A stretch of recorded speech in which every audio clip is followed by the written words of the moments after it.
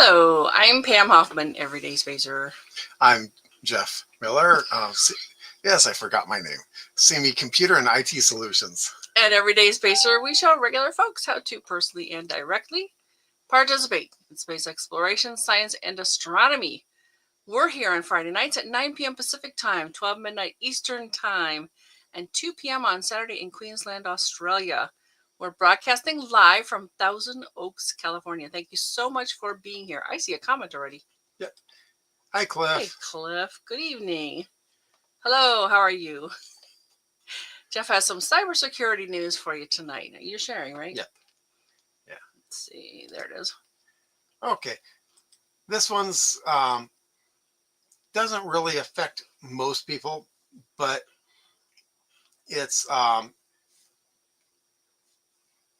China is basically making a concerted effort against U.S. telecommunications. Oh, what else is new? Yeah, and there are a number of what they call threat actors, which are just groups that are in China, supported by the Chinese government. Like the universities? Yeah. Well, they hang out in the universities to give them cover, but they're... Whoops, wrong one. How did that one get there? I don't know. That's weird. Oh, I did this. Oh, yeah. We got to remember that. They changed things on here. I'm so sorry. Yeah. So, so this is luckily, the FBI actually does give out these notices if you sign up for it, and you can get you can sign up for them. They have instructions on how to sign up for them. I'll send a link to this announcement. Not that this announcement really helps anyone here, but if you are interested in getting signed up on the list for getting these announcements. Great. Another thing, this is talked about this before, the click fix thing, where they send out emails and they say, oh, there's a problem, click this to solve it. Oh, yeah. I'll send this one out too, because this has a very good rundown of exactly what happens. Cool. You try to run the attachment and the file displays a fake OneDrive error, whatever, urging users to update the DNS cache. They click how to fix copies a PowerShell command that executes a remote script from the attacker's SharePoint server.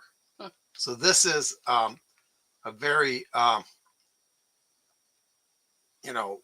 it gives a pretty good rundown. And I like SentinelOne's weekly list here. This is the good, the bad, the ugly. The good is right. You've done usually, this before. Yeah.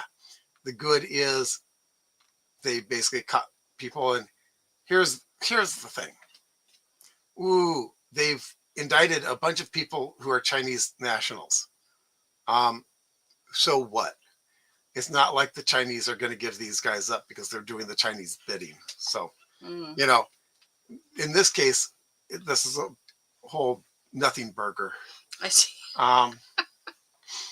Okay. But it does let you know that, working as freelancers or iSoon employees, these individuals conducted attacks on behalf.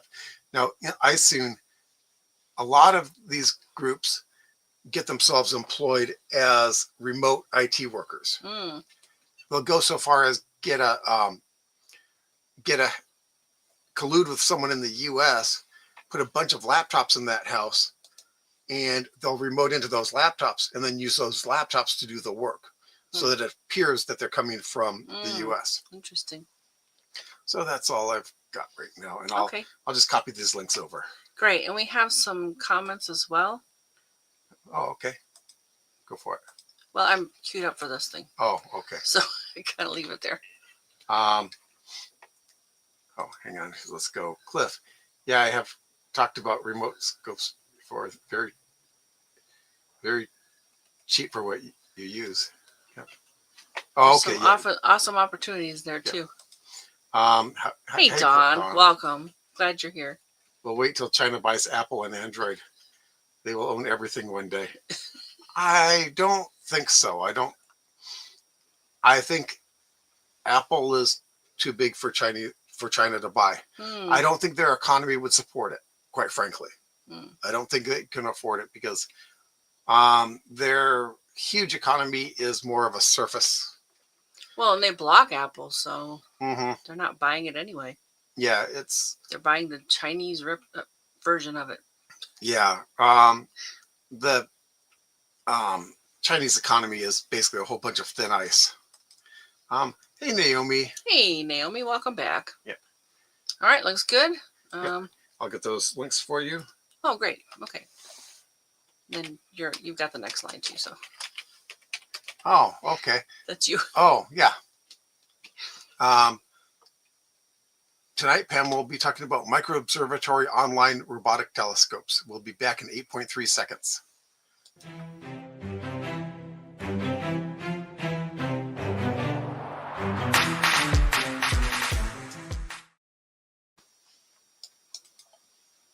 And before we go, oh, there's a link to that book in the description. And Janie's here too. Yeah, and hi, Janie. Happy Friday, Janie. Thanks for being here. We really appreciate that. You want to read this part too? Oh, yeah. Okay, I'll share the other link later. Okay. Early, it didn't want to share to the your Facebook page. Huh. Yeah, it's glitchy sometimes. Sorry, Facebook people. Yeah, early. Get that link. Yeah. Early last March, Pam got an email requesting answers to a survey about, quote, our network of free-to-use robotic telescopes at the Center for Astrophysics of Harvard and Smithsonian. That sparked an idea for, oh, end quote, by the way. That sparked an idea for an update to a previous episode we did on the network of telescopes in February of 2021. Ah, that's 4 years ago. Yeah, it is. This episode will be an update and a bit of a deeper dive into this network. Also from that email, quote, your feedback will play a crucial role in helping to shape the future of open access to real telescopes. Let your voice be heard and help us create an exciting future for remote observing, unquote. Since there may be some great things to look forward to from this network, let this episode serve as a reminder to watch for those developments in the future as well. Yeah, mostly it's going to be a deeper dive because I haven't really seen any of the things that they've developed from the survey. I've been watching to see if they do give us a report on the survey, what people said, that kind of thing. And actually, we did 2 episodes about pieces of this site and the activities. And if you saw them, you may remember telescopes with names like Annie and Ed. And I recently found this on their Facebook page, quote, check out the images Cecilia and Ed are taking in Arizona and Cambridge. Telescope Annie is in Burlington, Vermont, in the path of totality with MicroObservatory team members Frank and Erica. Those images will be posted to the archive when they get back tomorrow. This is a hashtag Eclipse 2024, and I actually have this image queued up and a tab, but we're going to start with the actual website, or excuse me, the email that I received. And basically it was like Jeff said, early March. We need your input. We're planning to expand our network of free-to-use robotic telescopes at the Center for Astrophysics at Harvard and Smithsonian. Yeah, let me try again. Harvard and Smithsonian. And we want you to be a part of this thrilling journey. See, that vertical line messed you up too.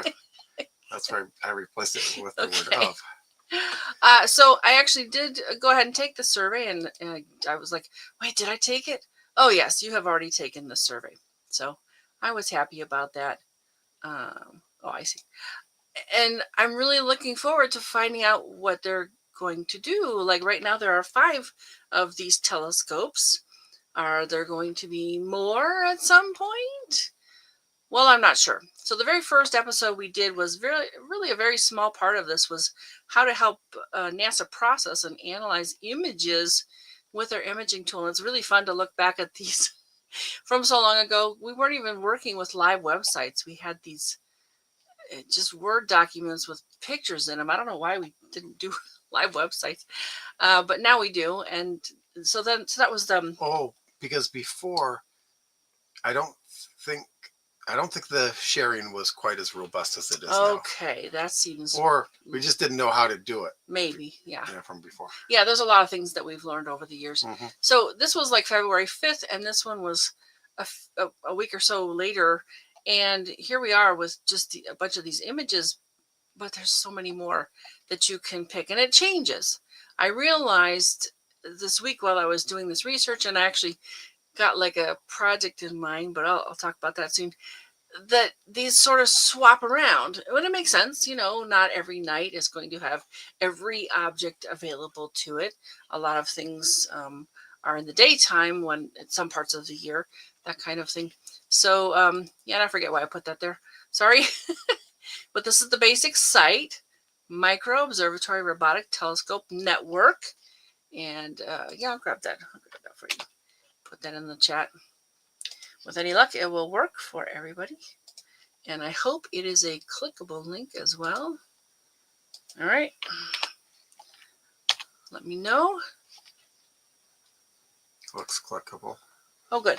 All right. So what I did for this site is, like I said, it was going to be a deep dive. I went and clicked on every single, well, most of these links, because some of them weren't really pertinent.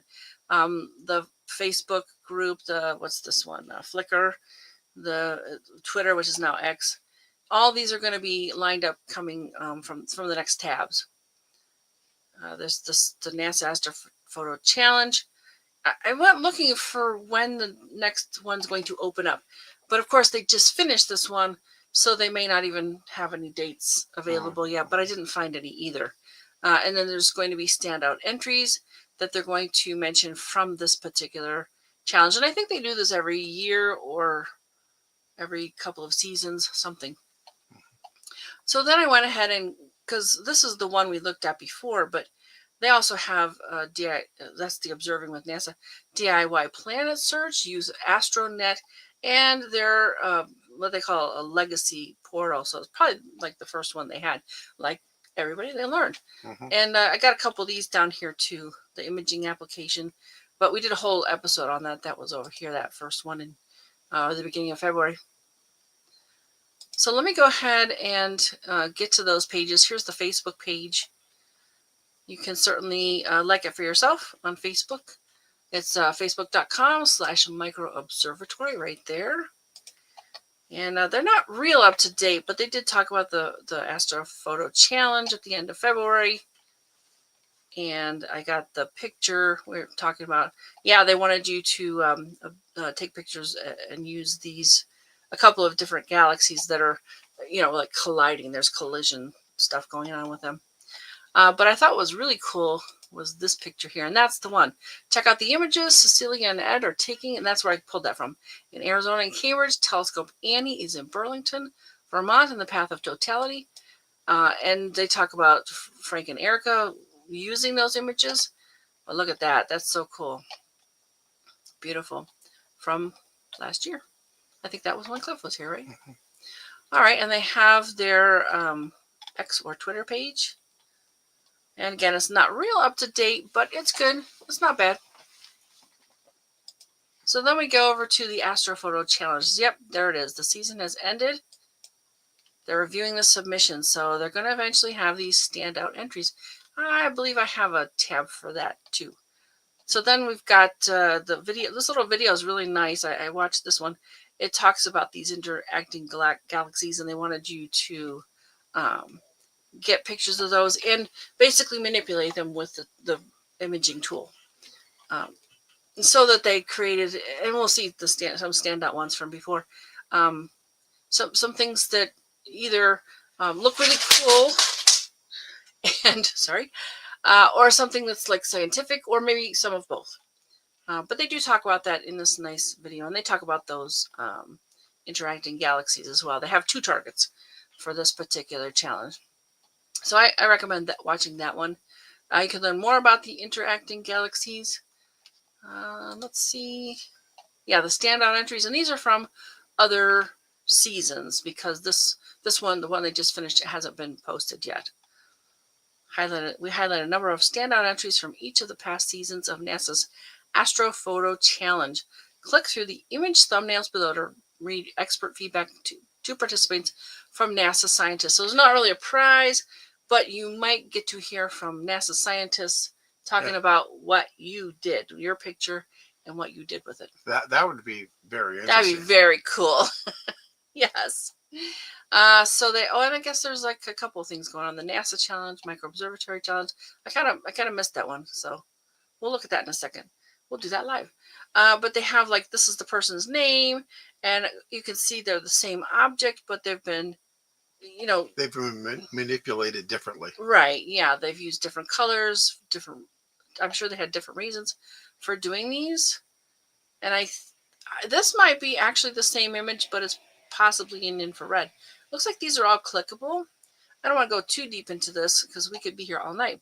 But yeah, this one looks like summer from 2024, winter 2024. So it's kind of summer and winter. That's how they were. Yeah, and so these are all Cassiopeia A. Yes, in this particular case. And the other ones, the winter was Crab Nebula, Phantom Galaxy from summer 2023, and so on. But they do name them, and they're all here. Gosh, I remember when we first did this, there were only a few of these. Mm-hmm. There are a lot more now. Yep. Oh, and then they talk about the NASA data challenge too. So let's go over there.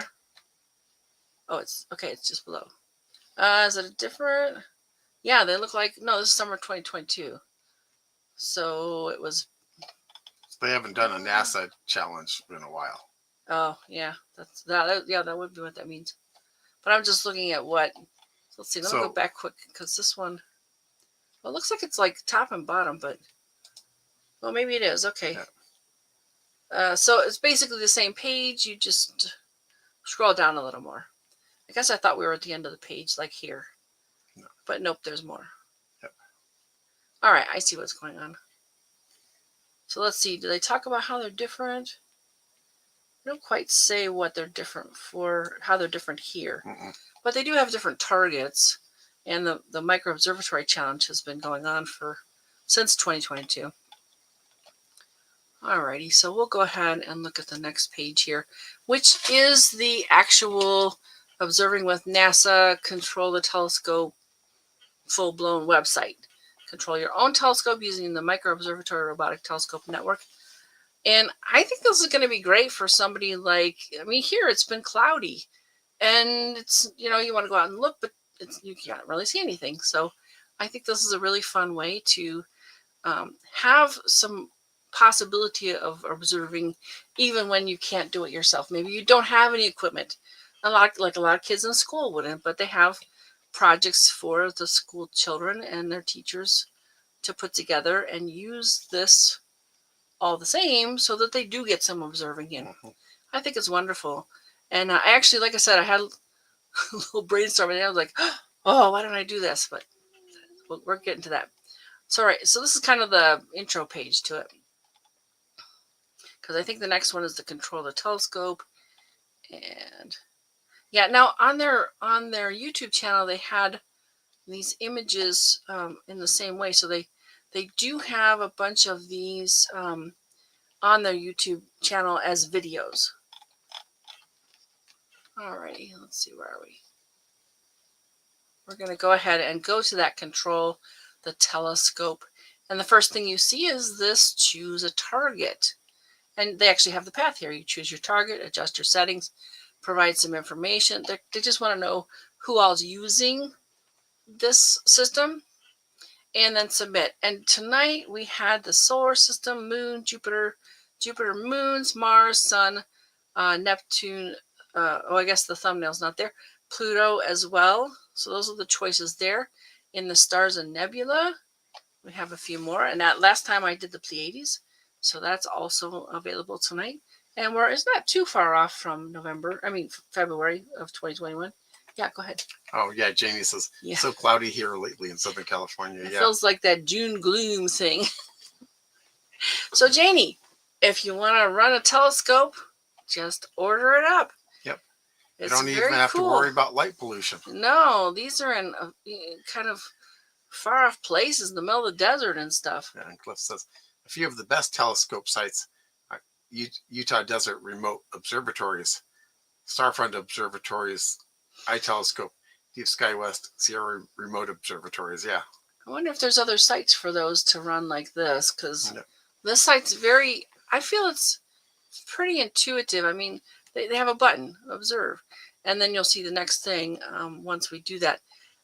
Just all kinds of different, what's your favorite? Is the Crab Nebula something you want to delve into and look at, or watch it overnight, period of night, something. I know the Crab Nebula is one of the fastest, expanding nebula that we can see from here in the night sky. But they just go on. And this looks like an artifact of the camera. Mm-hmm. So don't worry about that. And there's that T Corona Borealis. I don't think it's ever done its big blow off yet, right? I don't know. Galaxies and Beyond. So this is that full page. We just had like a few things at the top. And I was looking at, is that next? No, but this is projects and I'm just going through across the top here. A lot of this is geared towards teachers and students, which I think is great. Start them young. So they do really talk about what you can do with the images once you've taken them. So they really delve into these with analyzing, tools and training, introduction to all these kind of gold things. Looking things are the links. They're live clickable links. They talk about the challenges. Oh, and this is pretty cool. A log sheet. Let's see, can I just click it? Nope. I'm going to have to go back. But, it doesn't really matter what you use. But if you get kind of serious about this and you want to track what you do, keep track of specific things, or like a Messier marathon is a good example. You can actually go through a whole list of objects to find, and it's that kind of a challenge, finding them. But this kind of thing might be with pictures, what you did, where you were, different aspects of your observing session. Yeah, we got a comment? Yeah, Cliff says, most have sites all over the world, so you can see stuff on the other hemisphere as well. Oh, that would be marvelous. I would love that. So this one here looks pretty good. Object, date, exposure, notes, image information, comments. And you put your name and the date, which is a little redundant with that date. But yeah, it's sort of a 2-page thing. Oh, and it has some other stuff on there. I guess this is so you can print it front and back if you can. Yeah. But they do talk about it. It's adapted from the curriculum from the ground up, developed by the Harvard-Smithsonian Center for Astrophysics. So, and there's lots and lots of other ones out there that you can use from various organizations. You could create your own.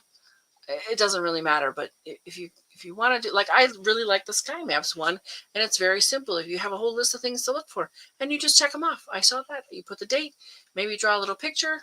Yeah. Put the names of the people you met. You have a journal page. And I learned from Mythbusters. Oh boy. The difference between science and screwing around is documentation. That's true. Ish. All right, so then they go on. Okay, the log sheet was there. Kinesthetic telescope. I looked at this. I forget what it was. Let's take a look.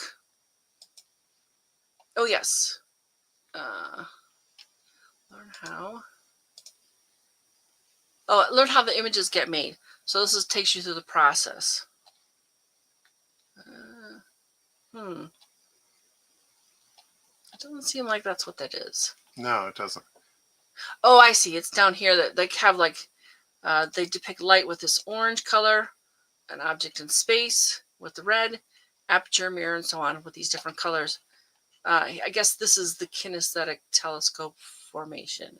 Well, I think this is for teaching it. Yeah, very, very likely. So the light is the orange beams in this case. The red is the object, right? An object. And this is the image of it. So good stuff. And it's possible that it's teacher lingo that I don't necessarily know either. So, but I thought it was cool. Oh, and it's kind of a game too. Print out and cut apart or rewrite on index cards. Oh, this is what it was. So you can have your students pick a card and talk about it. And I think that was, let's see, I thought there was somewhere in here the directions for that. Maybe it's up here. Well, I know here it is. A number of those cards were light. Yep. I guess there's a lot of stuff to talk about light. Yeah. Like light photons don't have any mass. If they did, they'd be heavy, not light. Boy. Yeah, participants draw the vocabulary cards, and sometimes the words are repeated. They explain that each one represents part of the process of how images are made. So it's really for a classroom to discover and explore how this happens, how the images reach the telescope and then get to pictures. So that's pretty cool. Oh, and this was fun too. In fact, we had a guest who talked about, oh, I'm like the most well-known or popular or most creative astro poetry. And at the time, I hadn't really heard of that. So they do give you ways to, because I mean, why not include artistic ideas for space exploration too, right? I can do astro poetry. Yes, I bet you can. The stars are in the sky. They are shiny. How's that? It's not done. If it's a haiku, you got to keep going. You got to one more line. Haiku. Well, oh, okay. Or let's say it is, because that's about as good as anything else that could be. Yeah, they sort of seem to have a way now with haiku, which wasn't the original intent. But yeah, I mean, there's something here for all kinds of people. How does my A compare to the telescope from the ground up? Oh, that's that thing, the training they talked about. Telescope curriculum. Cool. Gravity and the many lenses of knowing. Teacher's guide. Lots of teacher's guides. Mm-hmm. Activities adapted for teens in out of school time. Yeah, I didn't delve into every single one of these, but I did look at some of them. Might be good to give this link, just because it gives a lot of projects for kids. Yeah, that's a great idea. Let me go do that. Yeah, I'm seeing that comment by Cliff again, and I think we're going to have to go find those. Mm-hmm. Explore other online telescope projects and programs. Oh, there we go. There's a good start. Global Hands-On, Global Telescope Network. Well, let's look at that one. Since we're here, and since... Oh, did I get a warning? Ah, darn. Looks like I'm going to have to skip that one. All right. So then they talk about the tools and the training, and they really delve into how to use this software. There's videos. Yeah, I didn't get a chance to see that warning too long, but it's likely that they just let their SSL certificate expire, and it seems to be happening a lot. Yeah, well, because if you're not paying attention, they've made it so that the certificates don't last for decades anymore, because a site will go away. Someone will use that ticket on a new site and basically claim to be authentic when it's a scammer site. Got it. So they're making certificates expire more frequently than people expected when they first signed up for them. Right, and all of a sudden your website's not functional anymore. So, well, it's functional. It's just that people have to click through the warning. I couldn't even do it earlier. For some browsers. Yeah, Susie. I was on Susie's site and it wouldn't work. I couldn't even get to it by I ignore this. So yeah. Alrighty. Most of it surrounded this JS94-4L image processor, but they do mention that you can use other ones. Mm-hmm. This happens to be the one that comes with the Harvard.edu site. Mm-hmm. How to request an image, how to open the FITS image, how to process a FITS image, create a simple RGB, on and on. It's just so much good stuff. Image processing guides, directory of. Oh, let's take a look at that real quick. Challenges of legacy. That's probably that one site that's at the end of there. Stock images. Where do you see that? Well, you just scroll down past it there. Oh, here? Yeah, that's weird. I don't know.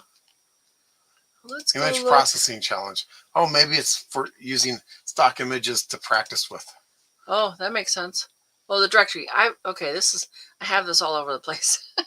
So yes. I just forgot this is what it was. But you can choose a couple of different ways to see these things, and they're all here. They tell you the size, who actually requested it, The weather, that's pretty cool, this weather here. And the telescope. And the filter that they're using. Yeah. Well, all these are settings. Mm-hmm. So let's see. Did we finish this one? Not quite. Not quite. Cosmic cast of characters. Oh, you got another comment? Couple. Okay. Janie says, Haiku, space telescopes, projects from NASA, and more. Remote search is fun. All right. There's an astro poetry. Well, you see, as long as I was massacring poetry, I might as well massacre a haiku too. Okay. You can also do stuff free from Hubble telescope, and there are thousands of pictures. Yeah. We're going to need a link to that. Yeah, we'll use the Hubble pictures to do the manipulation. Yeah, I think you can actually put them in here too. Right, yeah. Because it sounded like there were ways to use what you get. Well, and you get them by email. So you're going to bring them in. And if you take pictures, I know Cliff does, and Dawn has, you can put them in here and work with them as well. Mm-hmm. All right, so let's see. Yep, the solar system, stars and nebulae, galaxies and beyond. They have kind of these basic categories. And they talk about the color and the Hubble images. Oh, maybe this is going to be... I don't think I got this far down this page. We've been busy this week. Mm-hmm. Chandra images, CCD imaging. There's all kinds of different possibilities with this thing. All right, so there's that directory. We're going to see that again. And here's the, what they call it, the JS9 dash, whatever it is. Sorry, not in front of me. But there's a little tutorial. So, oh, there it is, 4L, dash 4L, image processor. You want to run through this the first time, or if it's been a while. I'm not going to do it because that whole first video that we did from before, February of 2021, covers that. And I don't think it's any different now. I am really curious to know what's going to change, though. Mm-hmm. News feature. Unique access to these inspires youth astronaut participants. Oh, I think this is the page. All right. So they talk about, because remember, it's one of those big circles at the bottom of the first page was this youth astronet. And so they talk about that and how it works. It's a national online community of youth educators and scientists that aims to help youth gain confidence and identity as someone who can do science through personal participation in authentic inquiry. So, that's probably a good video. I did not watch that one, though. I kind of scanned this page. I do think it's a very important aspect of this whole site and these activities. But there's just so much. I can't get to everything. Yeah, do we got a comment? That's the shortest poem. Flee. How's that a poem? Because he called it a poem. Okay. I guess that's how that works, huh? So, yeah, this is really good for educators and students. Completed research. Okay, I guess they have the survey too. More information, check out this website. What I really wanted to get to down here was, because I just sort of scanned this, and all of a sudden I'm like, oh, wait a minute. Right here. Harvard astronomer Annie Jump Cannon, after whom one of the MicroObservatory telescopes is named. Oh, Annie. And I'm like, wait, Cecilia as in Cecilia Payne Gaspachin? Probably. Maybe. And then it's like, wait, who are Ben and Ed? Oh, I think he's got another one. You didn't say the rest. Okay. I don't know that one. All right. The name of the Adam. Flee. Adam had him. Okay. Maybe it's an Australian thing and I don't get it. All right, let's see. There's a little bit more to this page. I think these are just like blog entries or news articles or something. Adam had fleas, I think. I don't know. Okay. But there's lots and lots of good stuff all over this whole site. But I'm going to keep moving. About the MicroObservatory, it's a network of automated telescopes. In other words, you order it up and it goes and does it. It moves itself. It's kind of smart. You missed the poem. Yeah, sorry. Use this website to to control the telescopes. Yeah, it's part of the NASA-funded project to make the MicroObservatory robotic telescopes accessible to all audiences. This is anybody here, anybody who hears this in the future. You want to appreciate and understand the amazing images and data from NASA's space science missions, using many of the same technologies that NASA uses to capture astronomical images. By controlling telescopes in space, you can control a sophisticated ground-based telescope from the convenience of your computer. What did I miss? Yes, they're talking. Oh, we're not even involved anymore. Got it. All right. Additional links. Oh, the original homepage. I have that up here too. An educational poster, I think. Yeah, look at that thing. Oh, wow. That's the educational poster.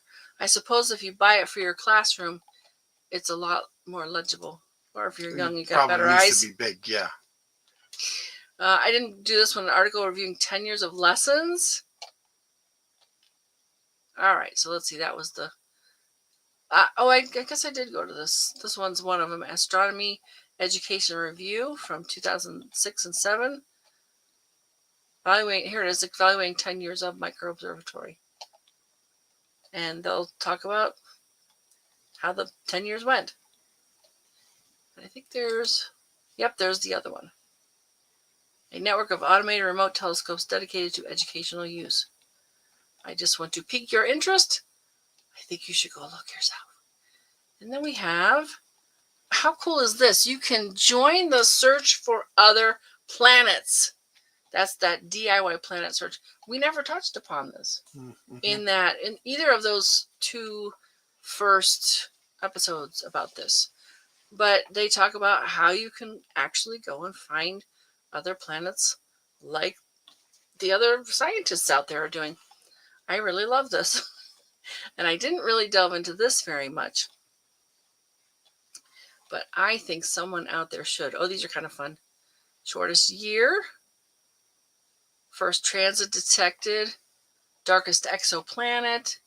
So there's some good information about some of these that already are known. Habitable zone. Water was first detected in the exoplanet atmosphere of WASP 121b in 2017. There's like thousands of these they've found now. Let's see if we can really hone in on how to find how do you find them? What is it? What's the light curve? Oh, light curve. They're looking for transits. They're looking for the light dimming. Oh, there's no limit to the number of times you can access the telescopes, and no limit to the number of images you can take and analyze. Oh. All right, so I don't fully understand this, but maybe we'll do a show on that someday. I think this is a really great topic for a future episode, because they say explore here. I think we may have to do that. And this is another avenue for citizen science. Absolutely. I mean, imagine, if you're the first to find an exoplanet, how cool is that? Yeah. I mean, Zooniverse is great, but it's not the only way to do citizen science. Nope. All right, and here's the Youth Astronet. Again, I didn't really delve into this one because we don't want to be here all night. But I think there's some really good stuff in here, and it looks like it's fun for kids and teachers. Okay, let's see. This is that legacy version of their site. It's still here, but it's not really, I don't think it's very functional. Yeah, to visit the current project of the MicroObservatory Robotic Telescope Network. Well, that's at least a clickable link. Yes, but I think it takes you, again.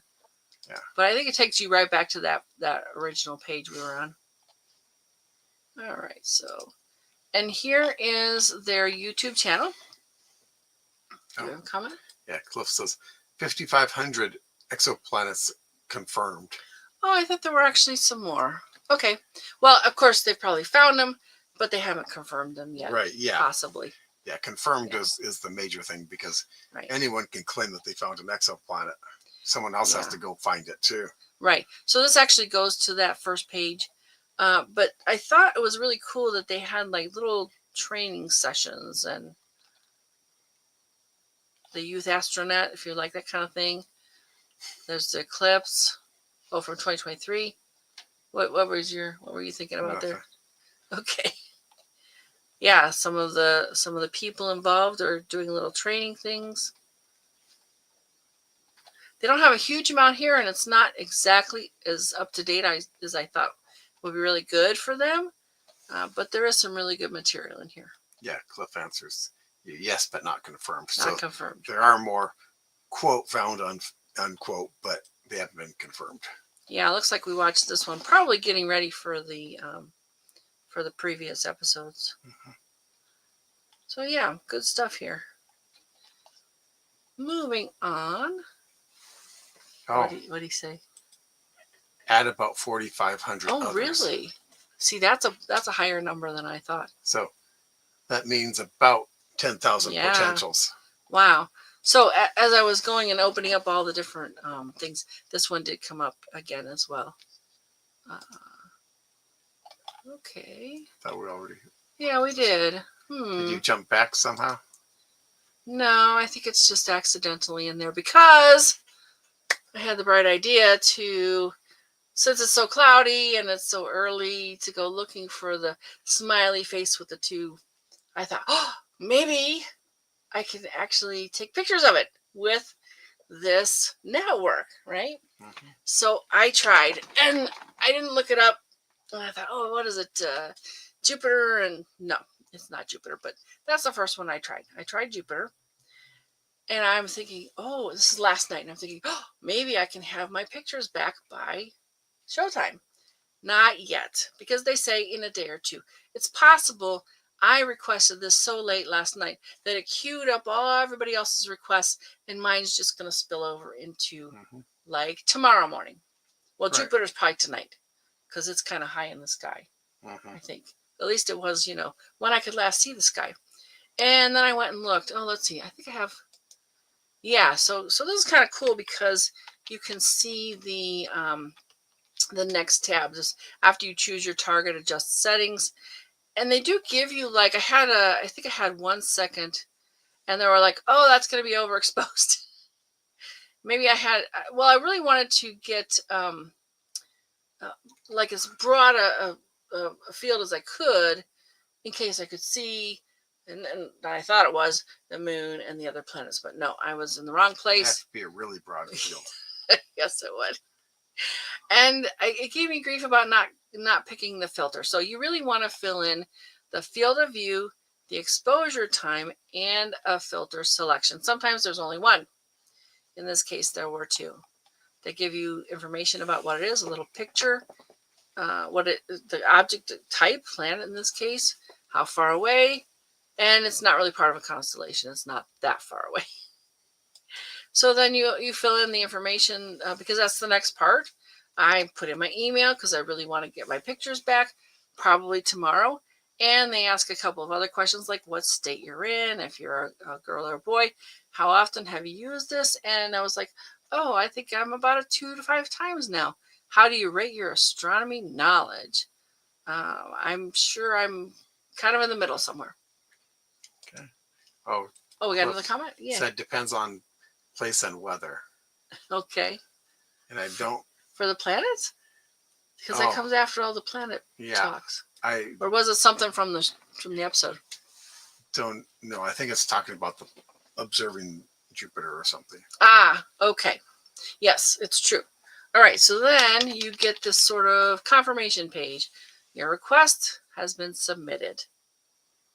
Because I think, did we have here's a submit button on this one. So your request has been submitted, and it'll be a day or two.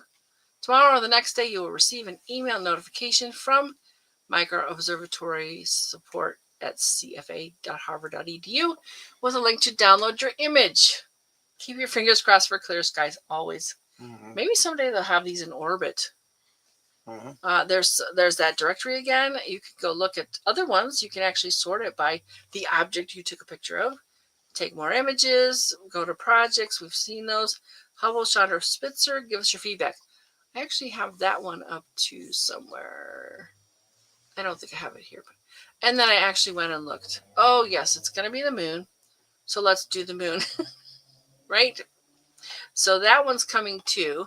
Now, my hope is that these are close enough to get some of the other objects in that sort of smiley face, but I don't know.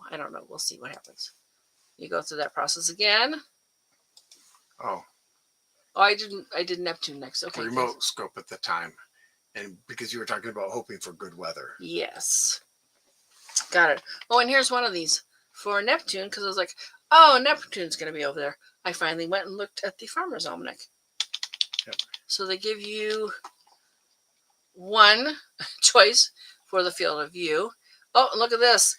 60 seconds too long. Even for Neptune, I thought, oh, I'm gonna really need that time to capture something as small and remote as Neptune. Well, probably, yeah. But no. Just wash out the details, yeah. Maybe, yeah. So it's like, okay, I went and picked something else, and they were like, oh yeah, that's more like it. Optimum 30 seconds, and you get one choice for the filter. So hit the continue button on the bottom. I guess I missed that from before. Once you get through all these, you have to hit the next, in this case, submit. Same information, basically. Although I'm getting there, I'm going to be able to go to the next 6 or more. Target moon. This seems to be out of order. It was in order. Okay.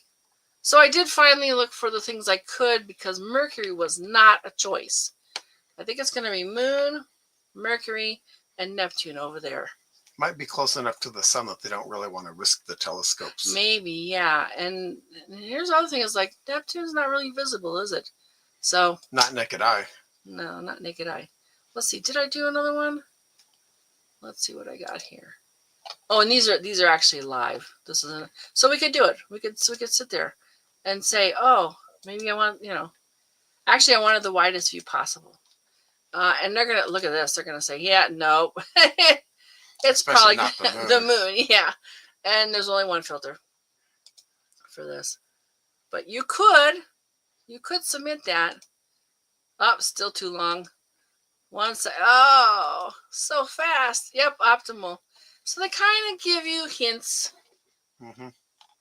And that might have been what I picked there, the wide view. I don't remember. Yep, so that's that. There's the moon.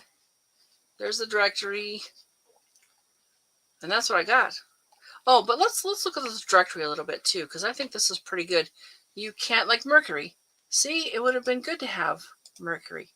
And maybe some other people got a hold of it. Now, let's see. How does it change? Well, let's just change it, and then we can change it back Mars. Let's see what happens to the list. Do they have... Where's the object name? I do like that they give you the weather. Well, they give you can see. Oh, I guess it's here. Mars. So they did line them out because they have all these. It must be date information, right? Mm-hmm. 2504. But it comes up here. The image. Oh, you can't even really see it. To save this image, follow. Okay, so there's lots of things to do inside here as well. You could pick 10 days, 20, or 30, and pick your object. Let's go see Mercury again. See if we can find out. All right, yeah, there. Oh, there's just the one. And it was pretty clear, 75%. This is the size of the file. And someone else took, oh, that's good. But I still don't see it. I guess there's probably not transparent enough in the air, in the sky. So that's what I have for you tonight, involving this deep dive into this network. Now, what I'm hoping to learn soon is what, in fact, they're going to do based on the survey or the budget they have or whatever it is. Maybe I'll do a little catch up when that happens. Mm-hmm. But there are 5 in the network. If it's raining, I guess I said that. But I think it's a really great resource for anyone who can't get out, who has constant bad weather, needs alternative equipment to help them with a project, and possibly other things. But consider implementing these robotic telescopes for your next project. Will they install more? And maybe they'll be off-world someday. Wouldn't that be cool if you could? Well, Hubble was in space. If I don't know. Mm-hmm. Was Cliff saying that we could, in fact, get to them and right? I don't think you can request time on them. I don't think you can request time, but Well, you can, but they'll be way behind any of the ones who are, have PhDs at the end of their names. They might actually select projects too. But I think he was referring to get the images for using the image manipulation software. Ah, okay, great. Yeah, you absolutely could do that. Because you can there's probably a way to access the Hubble raw images. Oh, sure. That's online. And then you can use the image manipulation to add things to it and stuff like that. There's all kinds of stuff from NASA that's available to the public for free, like all the Landsat pictures. Cliff says, I sent you a photo on Messenger of a pic I took with iTelescope. Oh, cool. It froze. Okay. All right, so we're here. Okay. And thank you, Cliff. Yeah. Some stellar events this week. April 25th through May 2nd. Sorry, guys. Globe at night runs through April 28th. In the north, look for Leo. In the south, look for Canis Major or Crux, whichever one is bigger. And Cliff has, Cliff says, fits tools with Hubble pictures. Yeah. Got it. April 27th is the new moon, and it's at perigee. Oh, can we do this one quick? Sure. John says it's the 35th anniversary for Hubble. Oh, wow. How cool is that? 35 years. Oh, mm-hmm. Goodness. And how long was it supposed to be up there? Yeah, not nearly. I think it was 5 or 7 years that they were saying. It's Scotty engineering logic. Yeah. Oh. All free. Yeah. The Hubble pictures are all free. Yep. Yeah, it's amazing. No, they're not. We already paid for them. We paid for them. Yeah, but now they're available, no extra cost, no extra charge. They're free for you, Cliff. Yeah. Okay. Are you here? Yeah, April 28th, Venus and Saturn are in conjunction.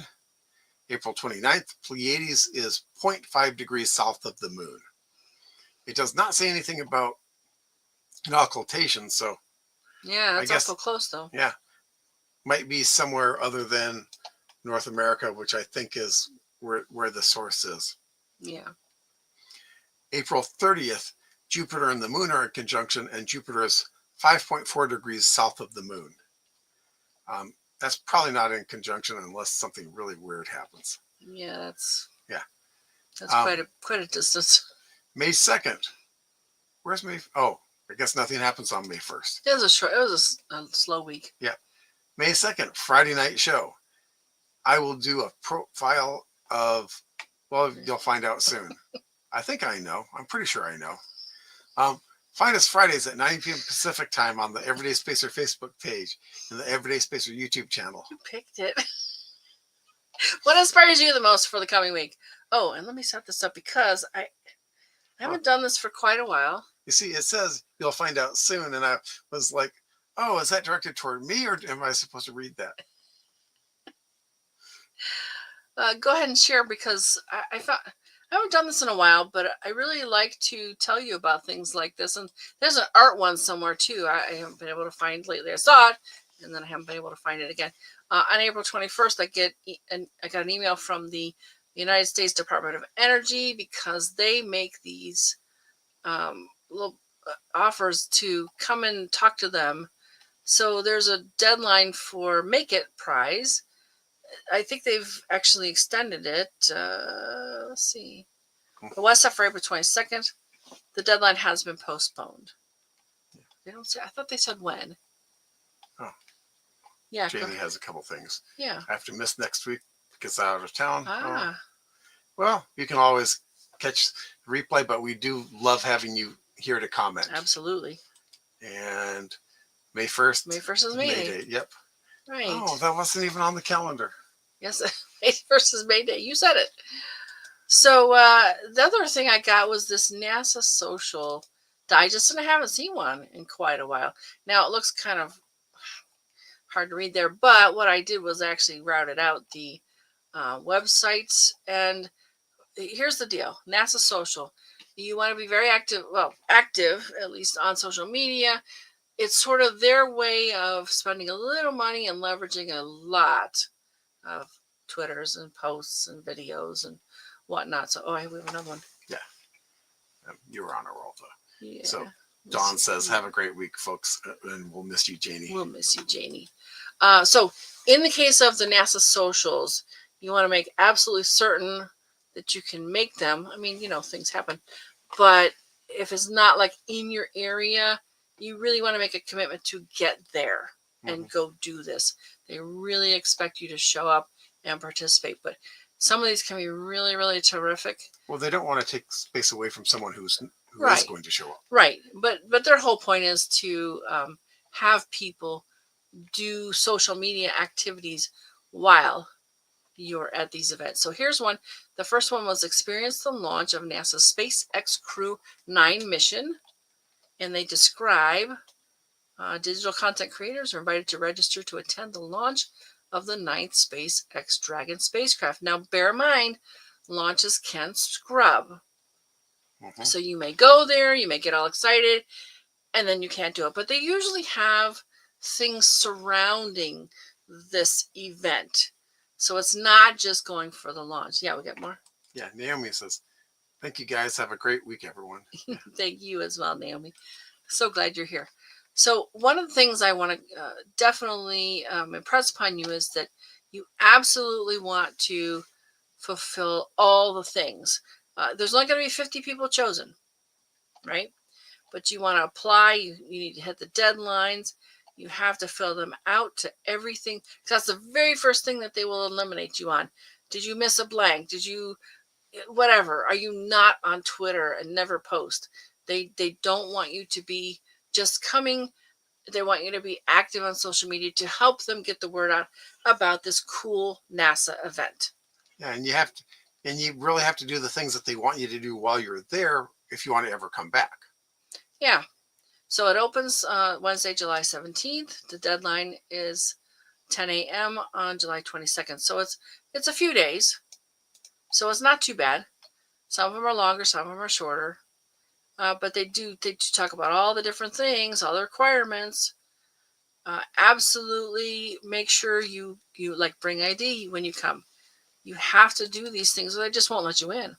A lot of these places are like Vandenberg Space Force Base. It's an active military site. You have to be over 18, all kinds of different aspects of it. Oh, here's the Kennedy Space Center. If you cannot come to the Kennedy Space Center and attend in person, you should not register for the NASA Social. You can go to NASA Social, hashtag NASA Social.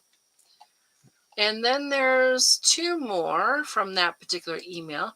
Another one about, let's see, experience launch of Europa Clipper. Same sort of thing. You want to be a digital content creator. You want to follow every single thing. Again, 50 social media users. That's not a lot. And they get thousands of people sometimes. I was very lucky to get to go to the Landsat 8 launch. And actually, Jeff was there with me. I did the tour, and they had lectures with the engineers and so forth. And then the next day was the launch. It went off perfectly. So that was great. Yeah, we filmed it. That's actually one of our highest viewed. Yep, it's got over 2,000 views. Go ahead with you said there's another. Cliff says 3 trips to Vandenberg for a SpaceX launch. Yeah, talking about it being scrubbed. Yeah, it was scrubbed twice for weather. Yes. So, yeah, I mean, that can happen anytime. This one says registration is September 3rd to September 9th. A little longer. But yeah, follow every single thing to the letter as best as you can. Sometimes you have to be a U.S. citizen. Sometimes you don't. All the different things. Make sure you have gone through this thoroughly. So you get every single thing they expect of you. And the third one is a launch of NASA's SpaceX Crew 11 mission. So yet another launch. Same thing applies. It may not go. But they do give you some fun stuff to look forward to. I think this one's at the Cape too, right? No, Kennedy. They said Kennedy on there. So if you're near that, it works out great. If you're not, get yourself there. You must commit to these. They really expect that. Yep. So those are the fun ones. Like I said, I got an art one somewhere too, but maybe you'll find it for next week. Maybe if it's not passed. But there's a lot of really cool things to do out there involving contests. Some of them are art related. So yeah, and I used to do this a lot, but those were some more significant ones. I really wanted to make sure you heard about it. Oh, yeah. And I didn't meet Roger Ramjet. I don't know what that is. Well, he showed us the cartoons, the Roger Ramjet cartoons. Okay, I forget. Sorry, Cliff. I might be a little tired too. The artwork is very similar to the Bullwinkle artwork. Ah, okay. I'll probably remember later. All right, do you want to read this part? Oh, sure. If you or someone you know has done something interesting involving space exploration, science, or astronomy, we'd love to share our live. Join us again next Friday, May 2nd, when I plan to do a profile on Joseph C. Campbell. Yeah, I was going to look up something about him. He's an editor, science fiction author, something. No, he's a philosophy or psychology writer. I think it's philosophy. Okay. But he wrote the book The Hero's Journey, and plus a number of others about mythology and stuff like that. Yeah, I think he's no longer around, right? No, he's not. Right, but definitely an interesting personality, and we're going to learn more about him next week. And maybe eventually I think I'm going to do a profile on John Campbell. Oh. Who was an editor and basically was responsible for making science fiction like much more popular than it used to be. I've confused the two then. Okay, I thought you wanted to do Joseph Campbell, but maybe you wanted to do John Campbell. Oh, I'm both eventually. Okay. So sorry if I screwed up. Yeah. John says, "Eagles fly until the job is done." Yep. Oh, is that from the Roger Ramjet. Yes. Somebody knows what they're talking about out there. Oh, and the proton energy pill. Okay. Yep. That's way more culture than I'm up for tonight, folks. Looky here, we had Cliff and Dawn and Naomi and Janie. And where's Scott? Scott again. We miss you, Scott. I think that's everybody. Yep. We really, yeah. If we want Scott, we need to do an episode of counting craters on an asteroid. Or Crunchy Topic. He likes those too. Yeah. I think we got everybody, right? Yep. Okay, folks. Anything? Oh, good night. Good night, Naomi. Yep. Thanks for being here. Anything else from you? Nope. We will watch for your comments going forward. It's always a better show when you're here. Thank you so much. We really appreciate it. Good night. Have a fabulous week, folks. Good night. Bye. I found the button.